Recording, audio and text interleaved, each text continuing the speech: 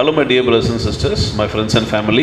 मेरे प्यारे भाइयों और बहनों, मेरे दोस्तों और परिवारों, I greet you all in the wonderful name of Jesus Christ. मैं आप सभी का प्रभु यीशु मसीह में अभिवादन करता हूँ We believe and trust in Christ that you are well and safe. और मसीह में विश्वास करता हूँ कि आप सभी अच्छे और सुरक्षित हैं। Hallelujah. Hallelujah. My beloved, let us see what the Lord is promising us today.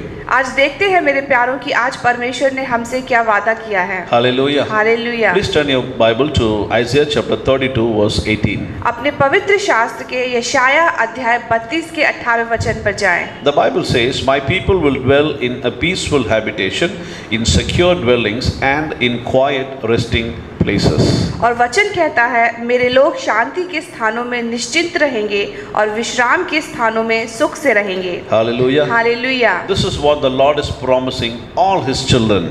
और ये वादा है जो परमेश्वर अपने लोगों को दे रहा है। He is promising a peaceful home or a peaceful habitation.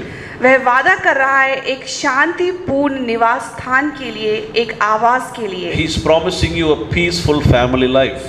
वो वादा कर रहा है एक शांतिपूर्ण परिवार के लिए।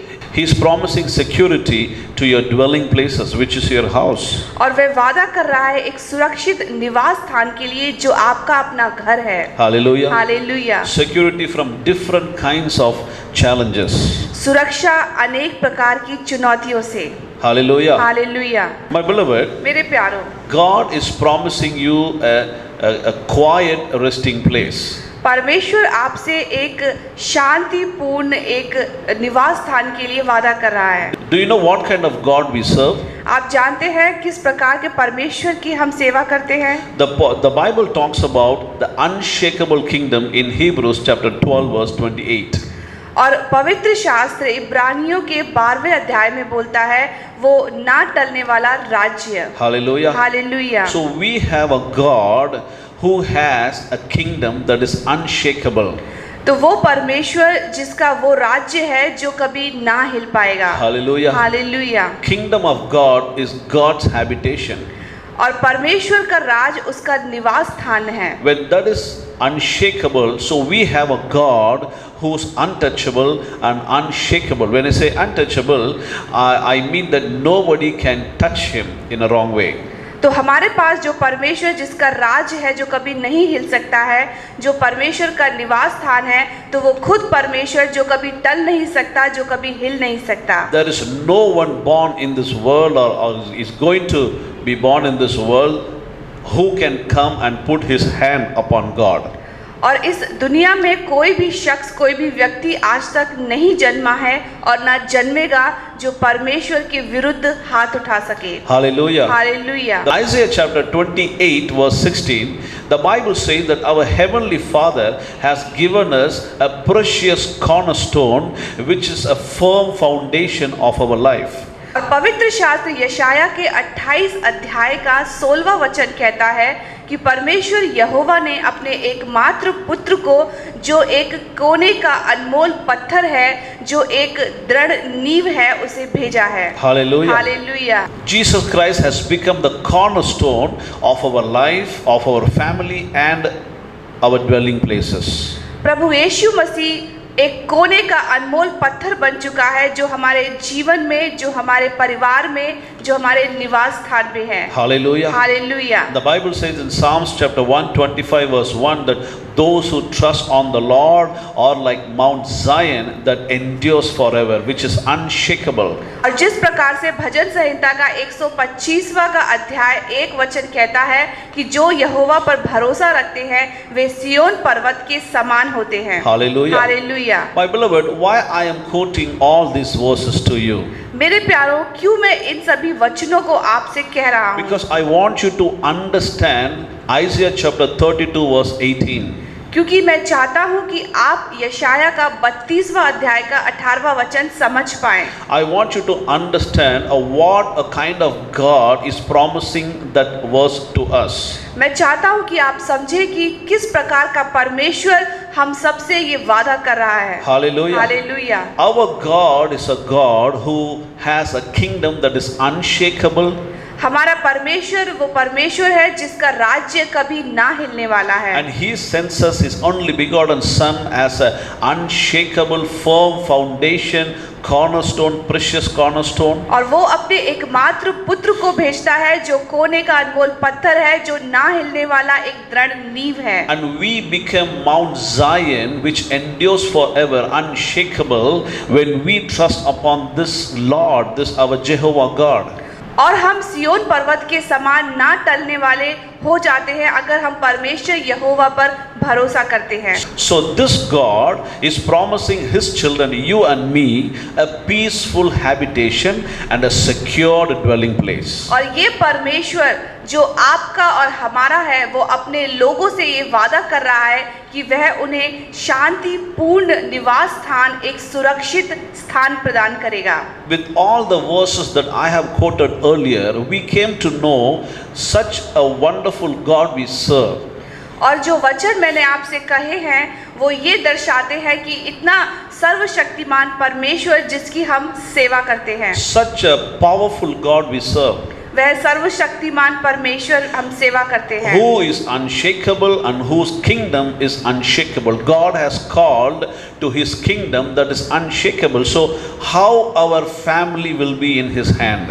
वो परमेश्वर जो ना कभी हिलता है और उसका राज्य कभी नहीं हिलता है, उस परमेश्वर की हम सेवा करते हैं। Hallelujah. Hallelujah. So my beloved, do not worry and just trust him, because when you trust him, you become the mountain.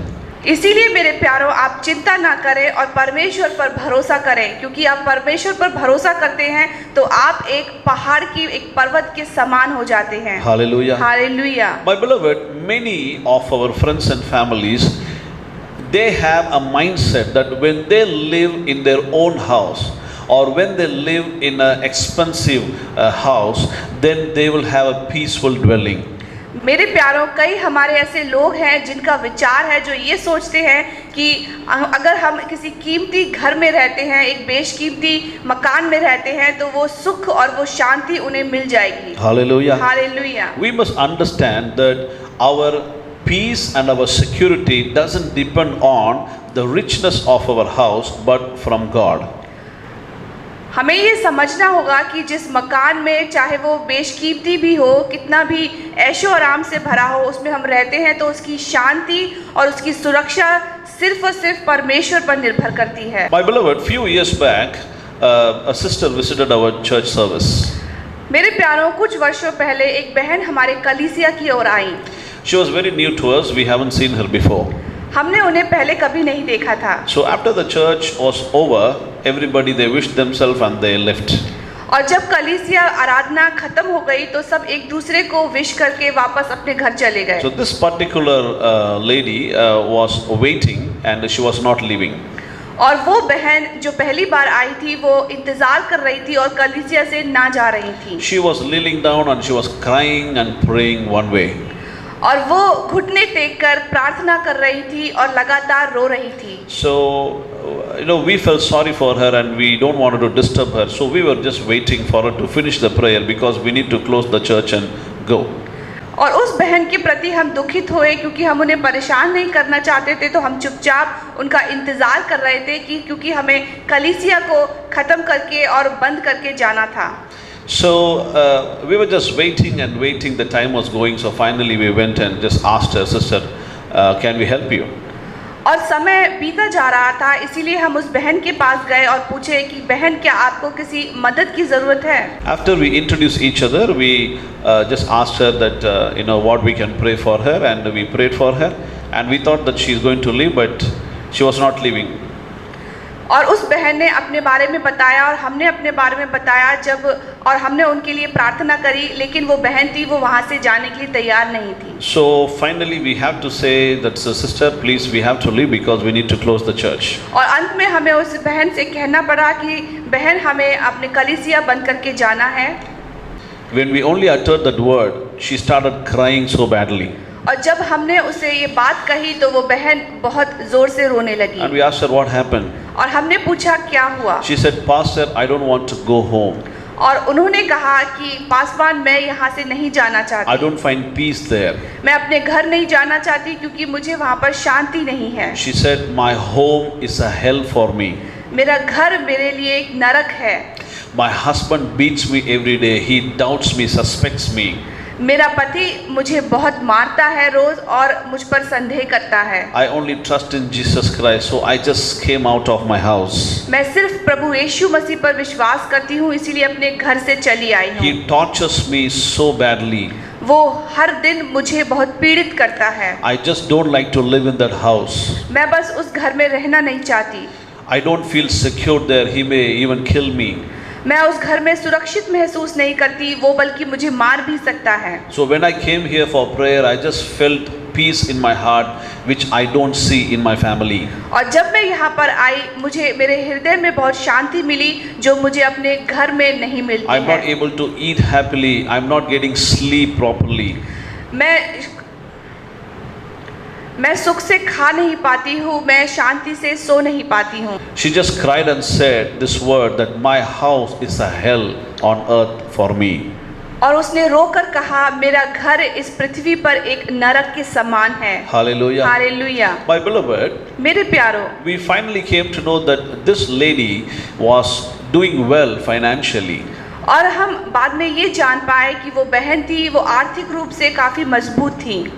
But the word that came out of her mouth shook us because she said her house is a hell on earth for her.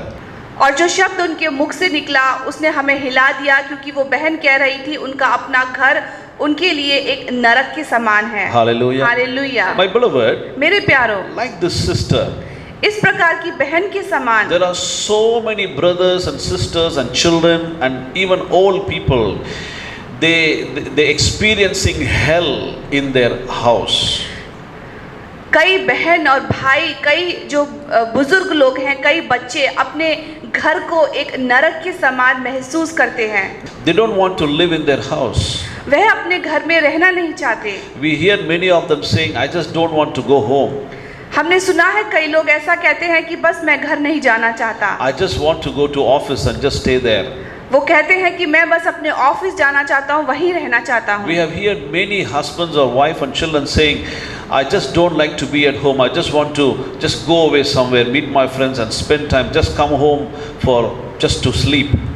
और कई पति पत्नी, कई बच्चों के द्वारा हमने सुना है कि वो कहीं बाहर जाना चाहते हैं, दूर जाना चाहते हैं, वो सिर्फ अपने दोस्तों के साथ रहना चाहते हैं, क्योंकि वहाँ पर ही वो वहाँ पर सोना चाहते हैं। There are some people when they are at home, they feel so sick. When they go out of the house, they feel so well. कई ऐसे लोग हैं जो अपने घर में होते हैं तो वो बीमार महसूस करते हैं और घर के बाहर जाना चाहते हैं। My beloved, मेरे प्यारों, because of this, God has given this word to me. सिर्फ इसकी वजह से परमेश्वर ने हमें ये वचन दिया है। And He wanted me to promise you that God will give you a peaceful dwelling. और वो चाहता है कि मैं ये आपको वचन दूं कि परमेश्वर आपसे एक शांतिपूर्ण निवास स्थान के लिए वादा कर रहा है। So what this word talks about in our spiritual life? तो हमारे आत्मिक जीवन में ये वचन किस बारे में बताता है? There are so many families, they trust in God, baptized, going to church, they praying every day to God, but they don't feel peace at their house.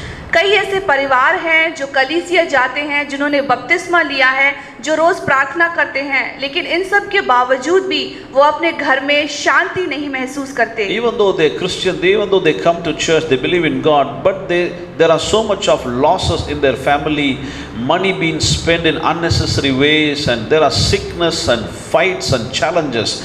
There is no security in their house. There is no peaceful habitation. अनेक लोग जो मसीह में हैं, वो कलीसिया आते हैं, प्रार्थना करते हैं, इसके बावजूद भी उनके घर में शांति नहीं है, उनके घर में फिजूल खर्चे हैं, उनके घर में कलेश हैं, उनके घर में अनेक चुनौतियां हैं, उनके परिवार में किसी भी प्रकार की सुरक्षा नहीं है। Hallelujah. Hallelujah. Do you know why these houses are like that?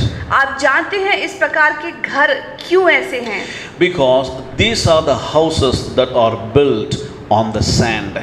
क्योंकि इस प्रकार के जो मकान हैं, जो घर हैं, वो रेत पर बने हुए हैं। When you build your houses and families and your relationship upon the rock called Jesus Christ, अगर आप अपना घर, अपना परिवार उस चट्टान पर बनाते हैं जिसे हम प्रभु यीशु मसीह कहते हैं, then your house and your family and your relationship will be unshakable.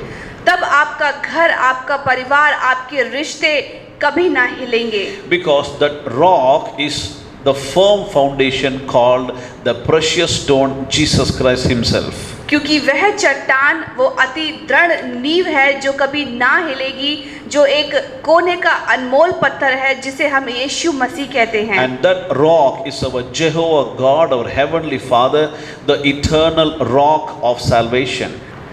और वो चट्टान है हमारा स्वर्गीय परमपिता परमेश्वर यहोवा, जो अनंत काल का सनातन परमेश्वर है। Hallelujah. Hallelujah. So when you build your house on the rock, you are a wise person.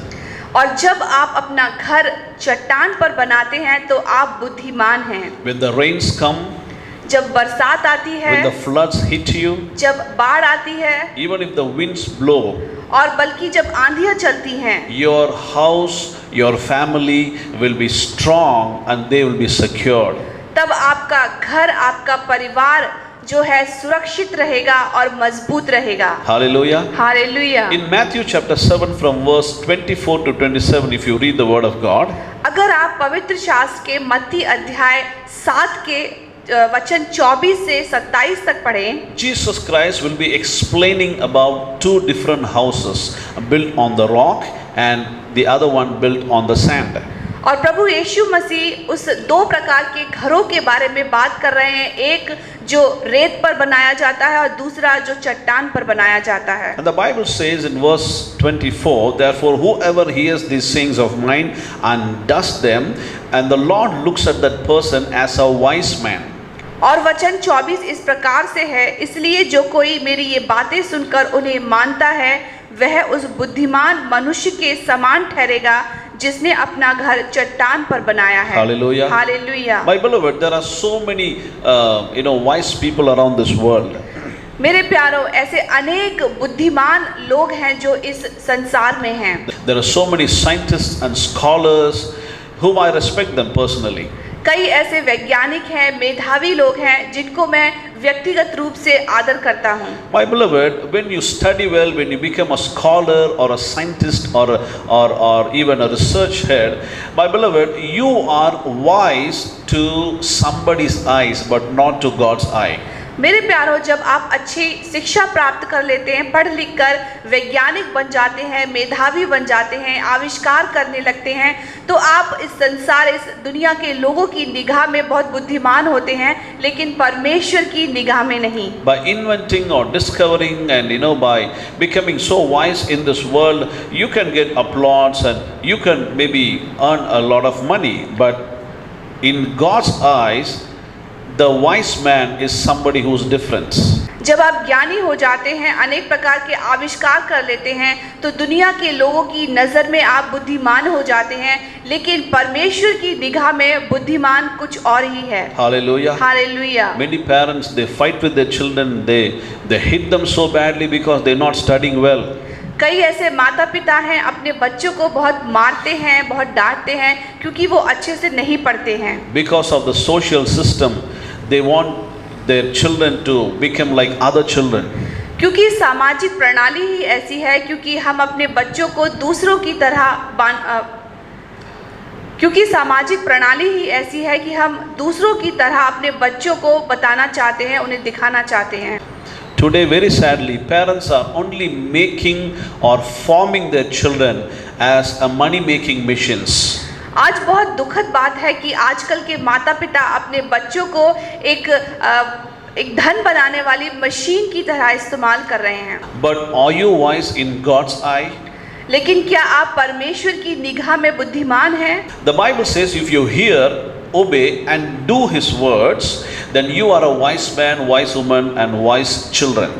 और पवित्र शास्त्र कहता है, जब आप परमेश्वर का वचन सुनते हैं, उसकी आज्ञा को मानते हैं और उसे करते हैं, तब आप एक बुद्धिमानी पुरुष, स्त्री और अच्छे बच्चे हैं। Hallelujah. Hallelujah. Just studying well, getting good marks can give us a good life in this earth, but it cannot give us a peaceful dwelling and a secured family life. सिर्फ अच्छी शिक्षा प्राप्त करने से, अच्छे अंक प्राप्त करने से आपको अपने घर में, अपने निवास स्थान में एक शांतिपूर्ण जीवन, एक परिवार नहीं मिल सकता। My beloved, Matthew chapter 7 verse 26 says like this, but everyone who hears these sayings of mine and does not do them will be like a foolish man who built his house on the sand. और मत्ती अध्याय 7 का 26वां वचन कहता है, परंतु जो कोई मेरी ये बातें सुनता है और उन पर नहीं चलता तो वह उस निर्बुद्धि मनुष्य के समान ठहरेगा। And the rain descended, the floods came, and the winds blew and beat on that house, and it fell, and great was its fall. और जब मेघ बरसेगा और बाढ़ आएगी और आंधियां चलेंगी तो उस घर से टकराएंगी और वह गिरकर सत्यानाश हो जाएंगी। Hallelujah. Hallelujah. My beloved, I want to talk about 3 different attacks in your life. मेरे प्यारों, मैं उन 3 आक्रमणों के बारे में बात करना चाहता हूँ जो हमारे जीवन में आती हैं। Hallelujah. Hallelujah. The first thing that hits that house is rain. जो पहली चीज है जो इस घर को आक्रमित करती है वह है में यानी बरसात। Hallelujah. Hallelujah. My beloved, rain talks about the judgment of God upon our lives. जो वर्षा है वो बात करती है परमेश्वर के न्याय के लिए जो हमारे जीवन पर पड़ता है। When we don't walk according to His ways and when we irritate God, the judgment of God comes upon our lives. जब हम परमेश्वर के अनुसार, उसकी आज्ञा के अनुसार नहीं चलते हैं और उसे कुंठित करते हैं तो इस प्रकार के न्याय, इस प्रकार की वर्षा हम पर पड़ती है। The judgment of God comes upon our life in the form of financial difficulties and sickness and problems and fights in the houses and sometimes even death. और जब हम परमेश्वर की आज्ञा को नहीं मानते हैं, परमेश्वर के अनुसार नहीं चलते हैं तो उसका न्याय हमारे परिवार पर पड़ता है, जो आर्थिक तंगी के रूप में, पारिवारिक कलेश के रूप में, अनेक प्रकार के पारिवारिक कठिनाइयों के रूप में और अंत में यहाँ तक मृत्यु के रूप में भी हो सकता है। Hallelujah. Hallelujah. My beloved, one of the plagues that hit the Egyptians in the time of Moses was the hail. मेरे प्यारों, मूसा के समय में मिस्र में एक जो महामारी जो ओलावृष्टि के रूप में थी वो पड़ी थी। In Isaiah chapter 28 verse 17, the Bible says that the hail will sweep away or destroy the house of the liars, the house of lies. और यशाया के 28 अध्याय के 17वें वचन के अनुसार जब ओलावृष्टि पड़ी थी तो उसने झूठ के शरण स्थान को बहा दिया था। Hallelujah. Hallelujah. So my beloved, this rain talks about the judgment of God upon our life. तो ये जो मेघ है वो परमेश्वर के न्याय के बारे में बताता है। So what we understand from here, तो हम यहाँ से क्या समझते हैं? what we understand is that you can even escape the judgment of God if you build your house upon the rock. तो ये वचन बताता है कि आप बल्कि परमेश्वर के उस न्याय से भी बच सकते हैं अगर आप अपना घर चट्टान के ऊपर बनाते हैं। You can even escape your family, your life from the wrath of God if you hear His word and do what He says. तो आप परमेश्वर के क्रोध से अपने परिवार को, अपने घर को भी बचा सकते हैं अगर आप उसे चट्टान पर बनाएं। Hallelujah. Hallelujah. See, this plague of hail in Egypt, it destroyed the crops and the cattle and it even killed people. तो जो महामारी जो ओलावृष्टि के रूप में पड़ी थी वो उसने मिस्र के हर एक प्रकार की खेती को, वहाँ की हर एक फसल को, हर एक लोगों को बर्बाद कर दिया था। Hallelujah. Hallelujah. Secondly, my beloved, the Bible talks about the flood that is hitting the house which is built on the sand. और दूसरी चुनौती जो पवित्र शास्त्र बताती है जो घर को बहा सकती है वो है बाढ़। This talks about slipping away from the love of God in our heart. और ये बताती है कि परमेश्वर के प्रेम से अपने हृदय में जब हम परमेश्वर से फिसल जाते हैं, Slipping away from the determination in our spiritual life. अपने आत्मिक जीवन के ऊपर जो दृढ़ निश्चयता है उससे फिसलना। There are many things in this world that can separate you from the love of Jesus Christ. ऐसी कई बातें हैं, कई चीजें हैं जो हमें परमेश्वर के प्रेम से अलग कर सकती हैं। There are many men and women, they have left God for their wife, husband, children, family, money and lot of other reasons. ऐसे अनेक लोग हैं जिन्होंने अपने पति, अपने पत्नी, अपने बच्चों के लिए, अपने आर्थिक स्थिति के लिए, अपने धन के लिए छोड़ दिया है। There are so many young people, they don't go to church, don't pray, they don't spend their time for God's works because they want to spend their time with their mobile phones. कई ऐसे लोग हैं जो कलीसिया नहीं जाते, जो प्रार्थना नहीं करते, जो परमेश्वर के साथ अपना समय नहीं बिताते, क्योंकि वह अपना समय मोबाइल फोन के साथ बिताते हैं। Or they want to play with their friends, they want to just be with their friends. वे अपने मित्रों के साथ समय बिताना चाहते हैं, उनके साथ खेलना चाहते हैं। Hallelujah. Hallelujah. They're going to church or spending time with God, praying, or anything that is spiritual, are slowly slipping away from their lives because most of the time, day and night, they are with their mobile phones. वे लोग जब कलीसिया जाते हैं, प्रार्थनाएं करते हैं, परमेश्वर के साथ समय बिताते हैं, वह धीरे धीरे फिसलने लगता है, क्योंकि वह अपना समय जो है मित्रों के साथ या फोन के साथ बिताते There हैं। are many things that can separate you from the love of Jesus Christ. ऐसी कई बातें हैं जो आपको परमेश्वर के प्रेम से अलग करती हैं। Don't say that even if I don't come to church, I still love God. My beloved, the Bible says not just hearers of the word, but you must be the doers of the word. अगर आप ये सोचते हैं कि आप कलीसिया नहीं आते हैं तब भी आपका परमेश्वर के प्रति प्रेम रहेगा, तो आप ध्यान रखिए कि पवित्र शास्त्र कहता है कि सिर्फ परमेश्वर के वचन को सुनने वाले ही नहीं बल्कि उनको करने वाले भी होने चाहिए। My beloved, that's why Paul the apostle says in Rome chapter 8 verse 35, who shall separate us from the love of Jesus Christ? Any trouble or hardship or persecution, famine, nakedness, danger, sword, or any challenges, he is saying that it will never separate him from the love of Jesus Christ. और मेरे प्यारों, जिस प्रकार से पौलुस ने Romeo के अध्याय 8 में कहा है कि कौन हमको मसीह के प्रेम से अलग करेगा, क्या कलेश या संकट या उपद्रव या अकाल या नंगाई या जोखिम या तलवार। Hallelujah. Hallelujah. My beloved, what is separating you from the love of Jesus Christ today?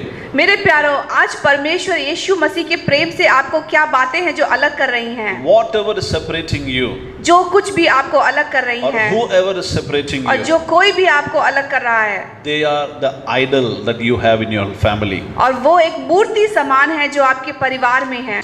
My beloved, thirdly, the wind blew and hit the house and the house fell.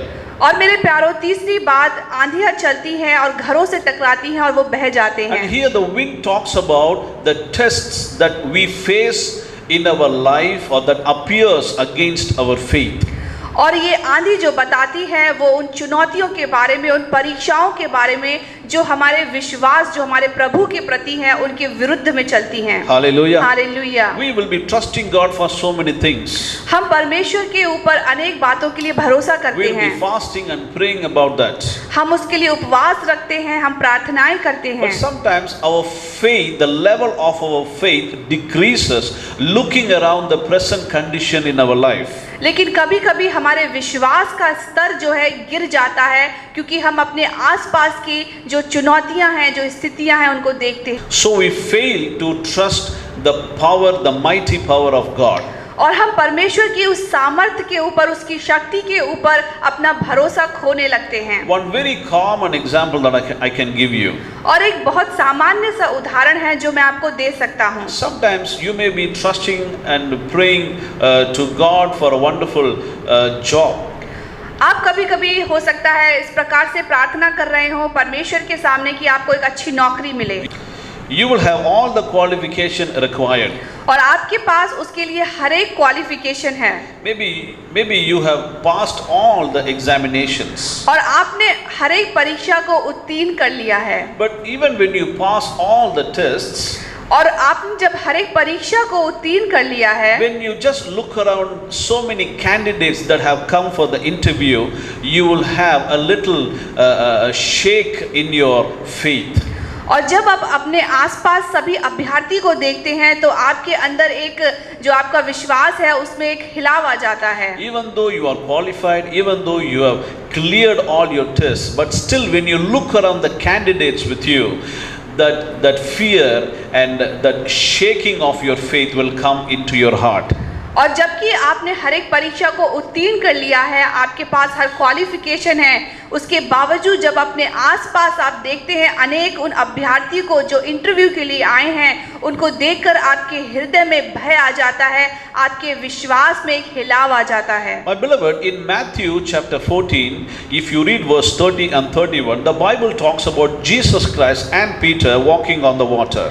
मेरे प्यारों, अगर आप पवित्र शास्त्र के मत्ती अध्याय 14 के आप अगर 31 और 32वें वचन को पढ़ें तो बताता है कि प्रभु यीशु मसीह पतरस के साथ उस झील पर हैं। The Bible says when Peter got down from the boat and walked toward Jesus, और पवित्र शास्त्र बताता है कि जब पतरस नाव से उतरकर परमेश्वर यीशु मसीह की ओर बढ़ता है, he was walking on the water, but when he saw the wind was boisterous around him, the Bible says he started sinking and he was crying out to Jesus Christ, Lord, save me. और वचन कहता है कि जब वो उस झील पर, उस जल पर चलने लगता है प्रभु यीशु की ओर, तब वो अपने आसपास स्थिति देखता है, उस तूफान को देखता है और नीचे डूबने लगता है। And the Bible says Jesus Christ immediately stretched his hands towards Peter. He caught his hand and he lifted him up. और वचन कहता है कि प्रभु यीशु ने तुरंत अपना हाथ बढ़ाकर पतरस को उठा लिया और उसको संभाल लिया। And do you know what Jesus Christ told Peter? और आप जानते हैं प्रभु यीशु ने उस पतरस से क्या कहा? He said, "Oh, you of a little faith, अरे तू अविश्वासी, why do you doubt?" क्यों तू संदेह करता है? Hallelujah. Hallelujah. Jesus never said that you don't have faith. यीशु ने कभी नहीं कहा कि तुम्हारे पास विश्वास नहीं है। Jesus is not telling you, my children, you are not having faith upon me. प्रभु यीशु ये नहीं कह रहा है कि तुम्हारा मुझ पर विश्वास नहीं है। He is telling you have faith, वो कह रहा है तुम्हें विश्वास है, but the level of your faith, the volume of your faith is very little. लेकिन तुम्हारे विश्वास का स्तर जो है वो बहुत कम है। So my beloved, when the challenges that appears against the faith you have upon Jesus Christ, your house will fall. और जब वो चुनौतियां आपके विश्वास के प्रति जो आपके प्रभु यीशु के ऊपर हैं, आपके सामना करती हैं, तो आपका जो घर है वो गिर जाता है। My beloved, looking at all these things in your life, मेरे प्यारों, अपने आसपास की इन स्थिति को देखकर ही our heavenly Father Jehovah God is promising you to give you a peaceful dwelling house. और वो हमारा स्वर्गीय परमपिता परमेश्वर आज हमसे वादा कर रहा है कि आपको एक शांतिपूर्ण निवास स्थान प्रदान He is करेगा। also promising you a secured life. और वह आपसे वादा कर रहा है कि वह आपको एक सुरक्षित शरण स्थान देगा। He is also promising you a quiet resting place. और आपको वादा दे रहा है कि वह एक विश्राम का स्थान प्रदान करेगा। Don't say God is promising me a quiet resting place, so I have to vacate my house from here and I have just to move to a location where it's beautiful and quiet. यह विचार ना करें कि परमेश्वर हमें वादा कर रहा है एक शांतिपूर्ण एक विश्राम स्थान के लिए, तो हम अपना ये घर छोड़कर एक दूसरे जगह पर स्थान को ढूंढने निकले जहां हमें शांति हो। My beloved, your protection or your safety and your peaceful dwelling doesn't depend upon the best location or an expensive house. मेरे प्यारों, आपकी जो शांति है, आपकी सुरक्षा है, आपका विश्राम है, वो आपके घर की उस स्थिति पर या उस लोकेशन पर निर्भर नहीं करती है जहां आप रहते हैं।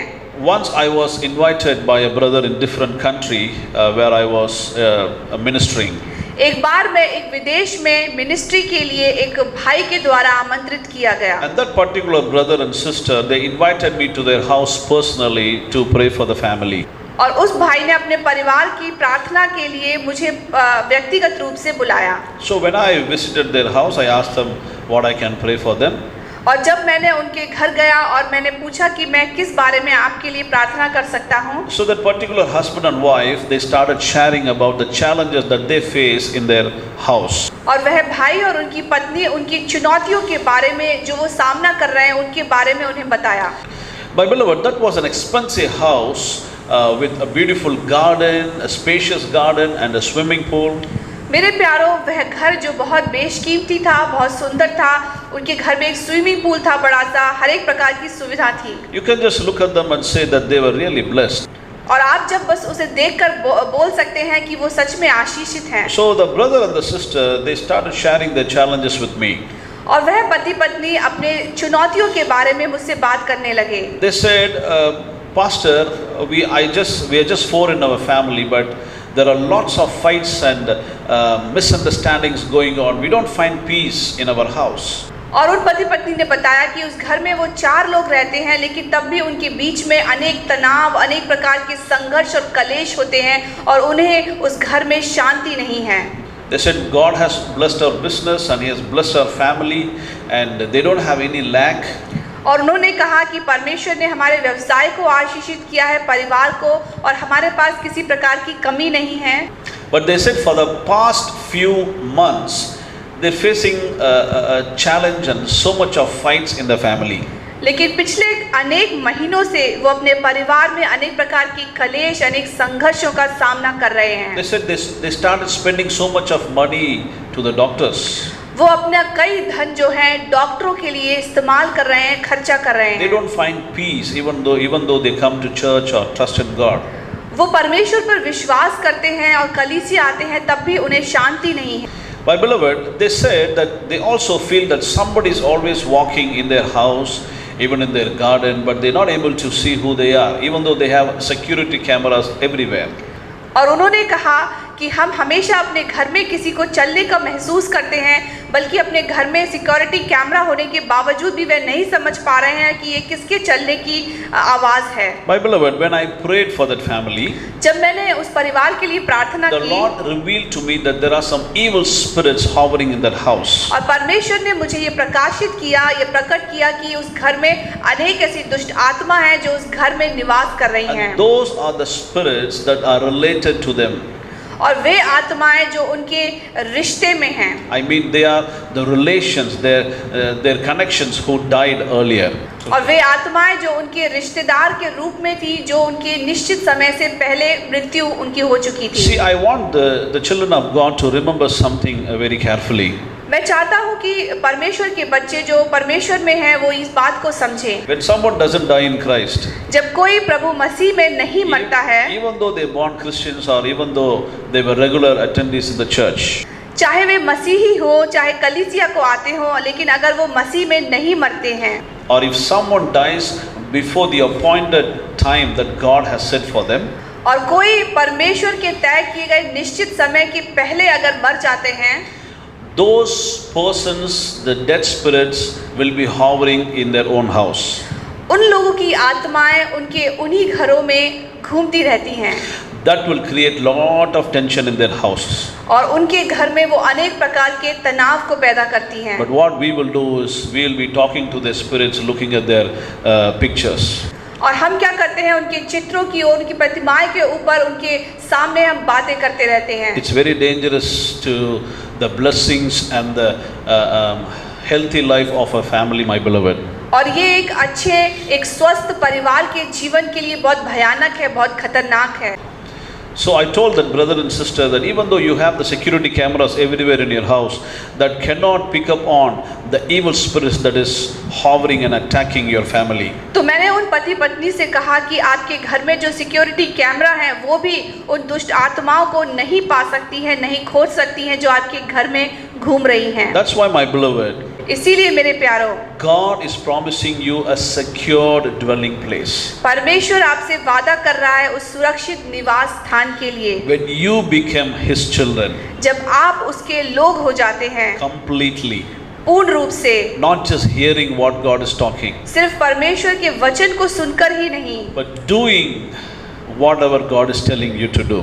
लेकिन उसको करके भी जो परमेश्वर हमें आज्ञा दे रहा है। Hallelujah. Hallelujah. It's not easy to obey and do what the Lord is telling us to do. परमेश्वर की आज्ञा को मानना, उसको करना आसान नहीं है। We will face a lot of tension and even losses when you do something the Lord is telling you to do. और हम अनेक प्रकार के तनाव को, अनेक हानियों को भोगते हैं जब हम परमेश्वर की आज्ञा को मानते हैं। Hallelujah. Hallelujah. Sometimes you will have to lose your friendships and relationships.